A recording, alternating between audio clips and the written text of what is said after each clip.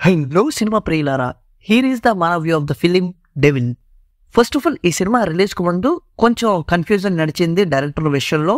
So director విషయంలోనే ఎంత confusing ఉన్నప్పుడు సినిమా ఏమొచ్చుంటుందిలే అన్న డౌట్ అయితే క్రియేట్ అయ్యింది. బట్ కళ్యాణ్ రామ్ హీరో, పైగా ట్రైలర్ కూడా ఇంట్రెస్టింగ్గా ఉండడంతో ఈ సినిమా చూడడం జరిగింది. డైరెక్టర్ విషయంలో కన్ఫ్యూజన్ ఉన్న మాట వాస్తవమే, కానీ సినిమాలో మాత్రం ఏ కన్ఫ్యూజన్ లేకుండా ఒక మంచి విజన్తోనే టెక్నికల్ ఆస్పెక్ట్స్తో ఒక మంచి కథనే చెప్పారు. బ్యూటిఫుల్గా చెప్పారు, చాలా వరకు కన్వే అయ్యేలా చెప్పారు అని అనిపించింది. ముందుగా సినిమాలో ఒక మర్డర్ జరుగుద్ది. ఆ మర్డర్ని ఇన్వెస్టిగేట్ చేయడానికి డెవిల్ ఆ ప్లేస్కి వస్తాడు. బేసికల్గా డెవిల్ ఒక బ్రిటిష్ సీక్రెట్ ఏజెంట్. అటువంటి వాడు ఈ ఇన్వెస్టిగేషన్ ఎందుకు చేస్తున్నాడు అన్నదానికి ఒక కారణం ఉంటుంది. సో ఇన్వెస్టిగేషన్ నుంచి పేట్రియాటిక్ వైపు ఎలా సాగింది అని తెలుసుకోవడమే ఈ సినిమా. ముందుగా సినిమాలో ఆ ప్రొడక్షన్ వాల్యూస్ అద్దరిపోయినాయి అంతే. అసలు ఒక మీడియం రేంజ్ మూవీలా అనిపించలేదు. 1940s ఎన్విరాన్మెంట్ ని క్రియేట్ చేసిన విధానం కానీ, ఆర్ట్ వర్క్ కానీ, ఆర్టిస్ట్ల పర్ఫార్మెన్స్ కానీ, కాస్ట్యూమ్స్ కానీ, మెయిన్లీ మ్యూజిక్ డైరెక్టర్ దాని బ్యాక్గ్రౌండ్ స్కోర్ తో సినిమాని నిలబెట్టాడని చెప్పాలి.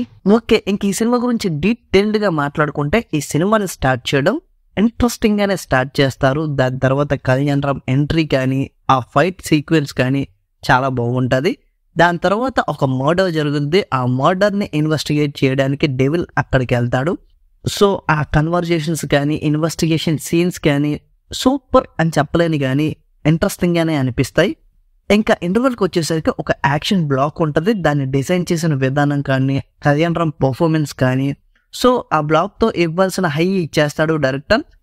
ఇంకా సెకండ్ హాఫ్కి వచ్చిన తర్వాత కొన్ని ట్విస్ట్లు అండ్ టర్న్స్ ఉంటే, కొన్ని ట్విస్ట్లు బాగానే అనిపిస్తాయి, కొన్ని ట్విస్ట్లు మనకు ముందే తెలిసిపోతూ ఉంటాయి. బట్ ఆ ట్విస్ట్ రివీల్ అయిన తర్వాత జరిగే యాక్షన్ బ్లాక్స్ కానీ, కన్వర్జేషన్స్ కానీ, ఇవన్నీ కూడా చాలా ఇంట్రెస్టింగ్గా ఉంటాయి.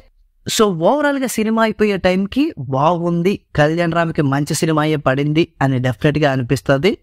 అలాగే ఈ సినిమాలో కళ్యాణ్ రామ్ని చాలా ఇంట్రెస్టింగ్గా ప్రజెంట్ చేశారు. సో ఆయన క్యారెక్టర్కి తగ్గట్టే కళ్యాణ్ రామ్ కూడా సూపర్గా పర్ఫామ్ చేశారు. ఈ సినిమాలో ఆయన performance one of the highlight అని చెప్పాలి. ఎందుకంటే ఈ సినిమాలో కళ్యాణ్ రామ్కి కొన్ని మంచి మంచి ఎలివేషన్స్ పడ్డాయి. ఆ ఎలివేషన్స్ చూస్తున్నప్పుడు ఫ్యాన్స్ మంచిగా ఎంజాయ్ చేస్తారు. అలాగే సంయుక్త మేనన్కి కూడా ఒక మంచి రోల్ దొరికింది, ఇంపార్టెంట్ రోల్ దొరికింది. ఆ రోల్లో ఆవిడ మంచిగా యాక్ట్ చేశారు. సో ఓవరాల్గా ఈ డెవిల్ మూవీ గురించి చెప్పేది ఏంటంటే, డెఫినెట్గా ఒకసారి చూసేయచ్చు, మంచి ఎంటర్టైన్మెంట్ ఇస్తుంది. సో ఇది ఇక్కడికి. If you like this video, like చేయండి, కామెంట్ చేయండి. ఫస్ట్ ఆఫ్ ఆల్ మా ఛానల్ సబ్స్క్రైబ్ చేసుకుని ఊరుగారా ఆ గంట కొట్టేయండి ప్లీజ్. థ్యాంక్